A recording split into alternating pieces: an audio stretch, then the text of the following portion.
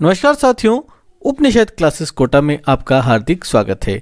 दोस्तों, आज हम बात करेंगे राजस्थान के कला और संस्कृति के बहुत ही महत्वपूर्ण टॉपिक राजस्थान स्थापत्य शैली के बारे में। और दोस्तों, इसमें हमारा जो टॉपिक रहेगा वो रहेगा राजस्थान के दुर्ग एवं किले। दोस्तों, ये टॉपिक बहुत ही इंपॉर्टेंट और इंटरेस्टिंग टॉपिक है और इससे प्रश्न अवश्य ही बनते हैं और राजस्थान के सभी एग्जाम के लिए समान रूप से उपयोगी है।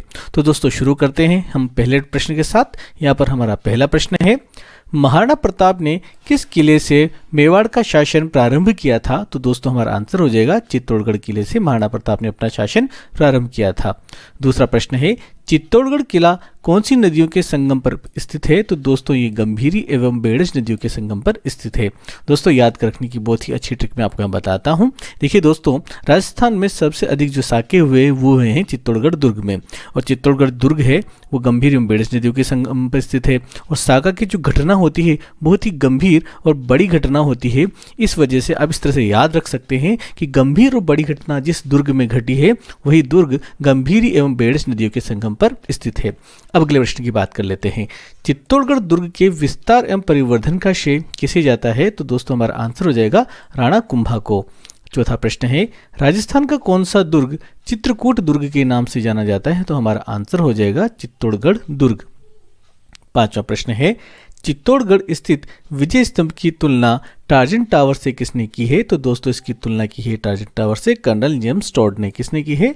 कर्नल जेम्स टॉड ने। अगला प्रश्न है, प्रसिद्ध इतिहासकार राय बहादुर हरविलास शारदा ने कुंभलगढ़ दुर्ग को किस शासक की सैनिक मेधा का प्रतीक बताया है? तो दोस्तों, जो प्रतीक बताया है वो राणा कुंभा की सैनिक मेधा का प्रतीक बताया है। सातवां प्रश्न है, राणा कुंभा की हत्या कहाँ की गई थी? तो राणा कुंभा की हत्या कुंभलगढ़ दुर्ग में की गई थी। आठवां प्रश्न है, जालोर में चौहान वंश के शासन की नींव किसने रखी थी? तो दोस्तों, हमारा आंसर हो जाएगा कीर्तिपाल चौहान ने। नौवां प्रश्न है, प्रतिहारों के पराभव के बाद किस वंश के शासकों ने जालोर दुर्ग पर अपना आधिपत्य स्थापित किया? तो दोस्तों, प्रतिहारों के पराभव के बाद परमार वंश ने जालोर दुर्ग पर अपना आधिपत्य स्थापित किया था। 10वां प्रश्न है, झाली रानी की मालिया महल किस दुर्ग में स्थित है? दोस्तों, हमारा आंसर हो जाएगा कुंभलगढ़ दुर्ग में। 11वां प्रश्न है, जैन संप्रदाय का स्वर्णगिरी मंदिर किस दुर्ग में स्थित है? तो दोस्तों, जैन संप्रदाय का स्वर्णगिरी मंदिर जालोर दुर्ग में स्थित है। 12वां प्रश्न है, राजस्थान के किस किले को सुवर्णगिरी दुर्ग कहा जाता है? तो हमारा आंसर हो जाएगा जालोर दुर्ग। अगला प्रश्न है, राजस्थान के किस किले को स्वर्णगिरी दुर्ग कहा जाता है? तो हमारा आंसर हो जाएगा जैसलमेर दुर्ग। अब दोस्तों, यहाँ पर थोड़ा कन्फ्यूजन क्रिएट हो जाता है। यहाँ पर शब्द है सुवर्णगिरी और अगला शब्द यहाँ पर आ रहा है स्वर्णगिरी, और दोनों शब्द एक जैसे लगते हैं और आंसर दोनों के अलग अलग हैं। तो इस जो कन्फ्यूजन को हम कैसे दूर कर सकते हैं? देखिए दोस्तों, ध्यान दीजिए, यहाँ पर जो शब्द है सुवर्ण, इसमें 3 अक्षरों से शब्द बना है सुवर्ण, और यहाँ पर बना है स्वर्ण जो कि 2.5 अक्षरों से बना है। और दोस्तों, इस स्वर्ण वाला जो शब्द है जैसलमेर दुर्ग से संबंधित है। अब इसे याद रखने के लिए आप क्या याद रखेंगे कि जैसलमेर में 2.5 साके हुए थे और 2.5 साके इसके फेमस है। तो जहां पर 2.5 साके हुए उसी शब्द से, उसी किले से संबंधित है स्वर्ण शब्द जो कि 2.5 अक्षरों से बना है। तो 2.5 अक्षरों का जो शब्द है स्वर्ण वो 2.5 साके वाले दुर्ग से संबंधित है। तो इस प्रकार से आप इसे याद रख सकते हैं। और जिसमें पूरे 3 वर्ण आ रहे हैं सुवर्ण, उस शब्द जो संबंधित है वो किससे संबंधित है? जालोर से। इसमें भी 3 अक्षर आ रहे हैं और यहाँ पर भी 3 अक्षर आ रहे हैं जालोर। तो इस प्रकार से इसे याद रख सकते हैं। अगला प्रश्न हमारा आ जाता है 14वां, मेहरानगढ़ दुर्ग में स्थित श्रृंगार चौकी जहां महाराजा का राज तिलक होता था किसके द्वारा बनवाई गई थी? तो दोस्तों, बनवाई गई थी तख्त सिंह द्वारा। किसके द्वारा बनवाई गई थी? तख्त सिंह द्वारा। अब दोस्तों, इसे कैसे याद रखना है? देखिए, जब राज तिलक हो जाता है तो उसके बाद में जो राजा होता है वो तख्त पर बैठ जाता है। तो आप याद रखिए, राज तिलक जब होता है तो जो राजा होता है वो तख्त पर बैठ जाता है। और श्रृंगार चौकी किसने बनवाई थी मेहरानगढ़ में? ये भी बनवाई थी तख्त सिंह ने। आगे बात कर लेते हैं 15वें प्रश्न की, महाराणा उदय सिंह का राज्याभिषेक कहाँ किया गया था? तो दोस्तों, महाराणा उदय सिंह का राज्याभिषेक किया गया था कुंभलगढ़ दुर्ग में। 16वां प्रश्न है, किस प्रसिद्ध विदेशी लेखक ने जोधपुर दुर्ग के निर्माण को परियों एवं देवताओं द्वारा निर्माण की संज्ञा दी थी? तो ये दी थी रुडयार्ड किपलिंग ने। अगला प्रश्न है, यह महल मानो नहीं भूत प्रेतों द्वारा बनाए गए लगते हैं, ये कथन तारागढ़ दुर्ग बूंदी के लिए किसने कहा था? तो दोस्तों, ये कथन भी कहा था रुडयार्ड किपलिंग ने। अब दोस्तों, यहाँ दोनों कथन रुडयार्ड किपलिंग द्वारा कहे गए हैं। एक कथन जो जोधपुर के मेहरानगढ़ से संबंधित है, दूसरा की जो कि तारागढ़ दुर्ग बूंदी से संबंधित है। किंतु दोनों ही कथन एक व्यक्ति द्वारा कहे गए हैं, लेकिन दोनों ही कथनों का जो आधारें अलग अलग है। यहाँ पर पॉजिटिव वर्ड्स काम में लिए गए हैं, जैसे कि परियोम देवताओं द्वारा।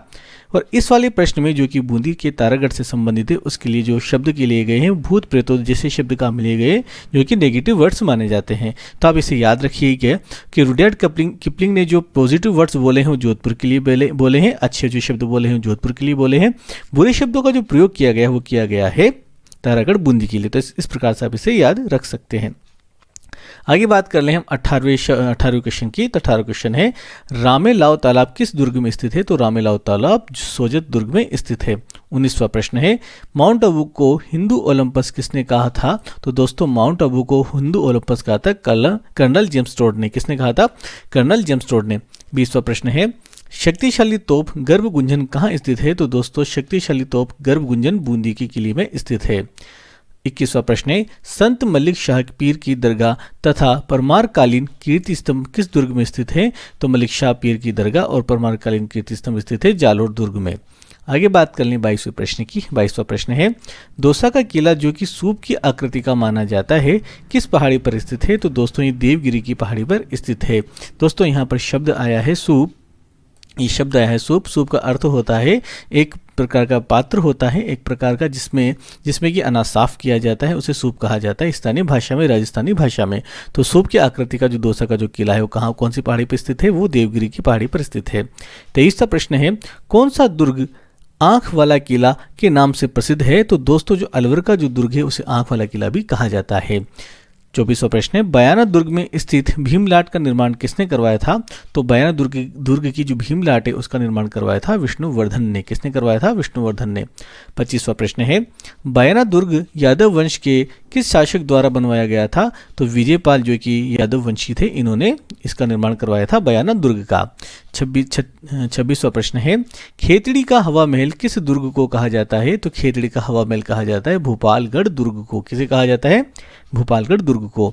27वां प्रश्न है, 14 राजाओं की साल कहाँ स्थित है? तो दोस्तों 14 राजाओं की साल जो स्थित है वो है दौसा किले में। कहाँ पर? दौसा के किले में।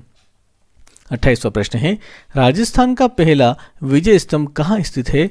तो दोस्तों राजस्थान का पहला विजय स्तंभ कहाँ स्थित और किसने बनवाया था? तो दोस्तों ये बयाना दुर्ग में स्थित है और इसे जो निर्मित करवाया था, बनाया था, वो बनाया था गुप्त शासक समुद्रगुप्त द्वारा। किसने बनाया था?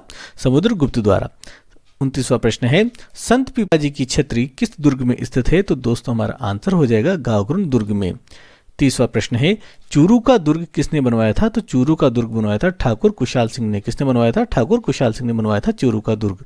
31वां प्रश्न है, भरतपुर के लोहागढ़ दुर्ग के चारों ओर की खाई में किस झील से नहर द्वारा पानी लाया जाता है? तो हमारा जो आंसर हो जाएगा मोती झील से।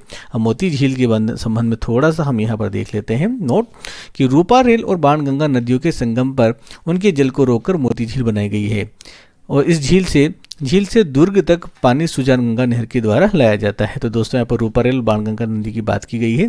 इन दोनों नदियों को पानी को रोककर मोती झील बनाई गई और मोती झील से जो सुजान गंगा नहर के द्वारा जो भरतपुर का लोहागढ़ है उसकी जो खाई है उनमें पानी लाया जाता है। अब बात कर लेते हैं 32वें प्रश्न की।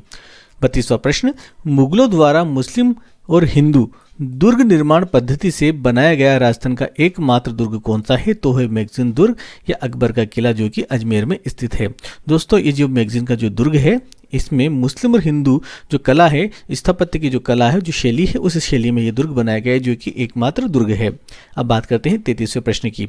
हाड़ौती के अंचल के किस दुर्ग का नाम शेरशाह सूरी के नाम पर शेरगढ़ पड़ा था? तो दोस्तों ये जो दुर्ग था वो कोशवर्धन दुर्ग है जो कि परवन नदी के किनारे स्थित है। इसमें शेरशाह सूरी एक रात रुका था और तब से इसको शेरगढ़ कहा जाने लगा, वरना इसका जो मूल नाम था वो कोशवर्धन दुर्ग था। आगे बात करें 34वें प्रश्न की। किस दुर्ग के अंदर हस्तलिखित ग्रंथों का दुर्लभ भंडार जिनभद्र सूरी ग्रंथ भंडार स्थित है? तो दोस्तों हमारा आंसर हो जाएगा जैसलमेर दुर्ग। इसी से रिलेटेड एक और क्वेश्चन है, इन्हीं शब्दों से रिलेटेड। हाँ 35वां प्रश्न, हस्तलिखित ग्रंथों का अनूप संग्रहालय किस दुर्ग में स्थित है? तो हमारा आंसर हो जाएगा जूनागढ़ बीकानेर। अब देखिए दोस्तों, हस्तलिखित जिनभद्र सूरी ग्रंथ भंडार की बात आए तो आपको लिखना है जैसलमेर दुर्ग, और इसके बाद अगर अनूप संग्रहालय की बात आए जिसमें भी हस्तलिखित ग्रंथों के बारे में बताया गया है तब हमारा आंसर हो जाएगा जूनागढ़ बीकानेर। आगे बात कर लें 36वें प्रश्न की। 36वां प्रश्न है, किस दुर्ग को जमीन का जेवर कहा जाता है? तो दोस्तों जूनागढ़ बीकानेर को जमीन का जेवर कहा जाता है। आगे बात करें 37वें प्रश्न की। शाहबाद दुर्ग कौन सी पहाड़ी पर स्थित है? तो दोस्तों शाहबाद दुर्ग है भामती पहाड़ी पर स्थित है। 38वां प्रश्न, सिरोही जिले में स्थित बसंतगढ़ दुर्ग का निर्माण किसने करवाया था? तो ये किसके द्वारा करवाया गया इसका निर्माण? इसका निर्माण करवाया गया था राणा कुंभा द्वारा। किसके द्वारा? राणा कुंभा द्वारा इसका निर्माण करवाया गया था। 39वां प्रश्न है, अपनी मारक क्षमता हेतु प्रसिद्ध अष्टधातु निर्मित शारदा तोप किस दुर्ग में स्थित है? तो दोस्तों ये खंडार दुर्ग जो कि सवाई माधोपुर जिले में आता है वहां पर स्थित है शारदा तोप। 40वां प्रश्न यहाँ पर आ जाता है, जागीरी किलों का सिरमौर कौन सा किला माना जाता है? तो दोस्तों जागीरी किलों का सिरमौर माना जाता है कुचामन किले को जो कि नागौर में स्थित है। 41वां प्रश्न है, कौन से दुर्ग को पंचमहल के नाम से जाना जाता है? तो दोस्तों नीमराणा का जो किला है उसे पंचमहल कहा जाता है और नीमराणा स्थित है अलवर में। 42वां प्रश्न है, राजपूताना अजायब घर किस किले में स्थित है? तो दोस्तों राजपूताना अजायब घर स्थित है मैगजीन के किले में। कहाँ पर? मैगजीन के किले में स्थित है। कहाँ पर स्थित है? ये अजमेर में स्थित है। 42वां प्रश्न है, नवल बाण नामक विशाल तोप का संबंध किस दुर्ग से है? तो दोस्तों ये शाहबाद दुर्ग से है जो कि कहाँ स्थित है? बारां में स्थित है। शाहबाद दुर्ग बारां में स्थित है और नवल बाण कहाँ पर है? शाहबाद के किले में। 43वां प्रश्न है, किस दुर्ग को उदयपुर का मुकुट मणि कहा जाता है? तो दोस्तों सज्जनगढ़ दुर्ग को उदयपुर का मुकुट मणि कहा जाता है। 44वां प्रश्न आ जाता है, ऊंटाला का किला किस जिले में स्थित है? तो दोस्तों ऊंटाला का जो किला है उदयपुर में स्थित है। कहाँ स्थित है? उदयपुर जिले में स्थित है। 45वां प्रश्न है, विजय मंदिर किला कहाँ स्थित है? तो दोस्तों विजय मंदिर किला बयाना में स्थित है। 46वां प्रश्न है, झालीबाव बावड़ी और मामादेव का कुंड किस दुर्ग में स्थित है? तो दोस्तों झालीबाव बावड़ी और मामादेव का कुंड कुंभलगढ़ दुर्ग में स्थित है। आगे बात करें 47वें प्रश्न की, जूना महल कहाँ स्थित है? तो दोस्तों जूना महल डूंगरपुर में स्थित है। जूनागढ़ की बात आए तो बीकानेर और जूना महल की बात आए तो आंसर हो जाएगा हमारा डूंगरपुर। 48वां प्रश्न यहाँ पर आता है, आमेर महल में दीवाने आम का निर्माण किसने करवाया था? तो दोस्तों आमेर महल में दीवाने आम का जो निर्माण करवाया था वो करवाया था मिर्जा राजा जयसिंह ने। किसने करवाया था? मिर्जा राजा जयसिंह ने। 49वां प्रश्न यहाँ पर आ जाता है, बीकानेर की जूनागढ़ किले का निर्माण किसने करवाया था? तो दोस्तों बीकानेर का जो जूनागढ़ किला है इसका निर्माण करवाया था महाराजा राय सिंह ने। किसने करवाया था? महाराजा राय सिंह ने। 50वां प्रश्न, गागरों का किला किन नदियों के संगम स्थल पर स्थित है? तो दोस्तों ये आहू और कालीसिंध नदी के संगम स्थल पर स्थित है। कौन सी नदी? आहू और कालीसिंध। आगे बात करें 51वें प्रश्न की, किस दुर्ग का प्रवेश द्वार नौलखा दरवाजा के नाम से जाना जाता है? तो जो रणथंभौर का जो दुर्ग है उसका जो प्रवेश द्वार है उसे नौलखा दरवाजा कहा जाता है। 52वां प्रश्न यहाँ पर है, रणथंभौर विजय के उपरांत अलाउद्दीन खिलजी ने इस दुर्ग को किसके अधिकार में सौंप दिया था? तो हमारा आंसर हो जाएगा उल्लुग खान के अधिकार में। दोस्तों यहाँ पर किस लिखा हुआ है? यहाँ पर आ जाएगा इस आ जाएगा। क्या आएगा? इस दुर्ग को किसके अधिकार में सौंप दिया था? तो यहाँ पर आंसर हो जाएगा उल्लुग खान के अधिकार में। 53वां प्रश्न है, जैसलमेर में पटुओं की 5 हवेलियों का निर्माण किसने करवाया था? तो आंसर हो जाएगा गुमान मल ने। किसने? गुमान मल ने।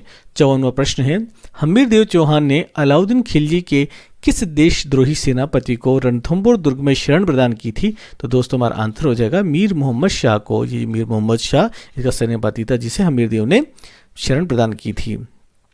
55वां प्रश्न है, गुब्बारा, नुसरत, नागपली, गजक किसके नाम है? तो दोस्तों ये नाम है जोधपुर दुर्ग की तोपों के जो कि जोधपुर दुर्ग में रखी हुई है।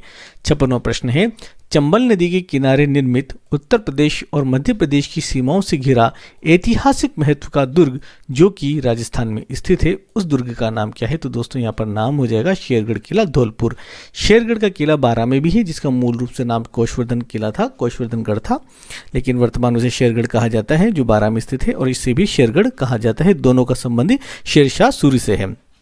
57वां प्रश्न यहाँ पर देख लेते हैं, कुंभलगढ़ की दीवार जिसे भारत की महान दीवार कहा जाता है कि लंबाई कितनी है? तो दोस्तों इसका हमारा आंसर हो जाएगा 36 किलोमीटर। क्या आंसर हो जाएगा? 36 किलोमीटर इसकी लंबाई है। इसे भारत की महान दीवार कहा जाता है।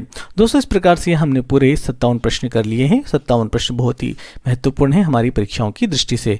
दोस्तों यदि आपके सारे प्रश्न सही लगे हों, समझ में आए हों और याद करने की दृष्टि से भी यदि आप इन्हें कुछ समझ पाए हों तो आप हमारे चैनल को लाइक कीजिए, शेयर कीजिए और कमेंट कीजिए और सब्सक्राइब भी कीजिए और लोगों को भी हमारे साथ जोड़िए ताकि सभी लोगों के पास एक अच्छा कंटेंट पहुँच सके। ठीक है दोस्तों, मिलते हैं हम हमारे अगले वीडियो में अगली सीरीज में अच्छे अच्छे स्टैंडर्ड क्वेश्चन के साथ मिलते हैं। तब नेक्स्ट वीडियो में। जय हिंद, जय भारत।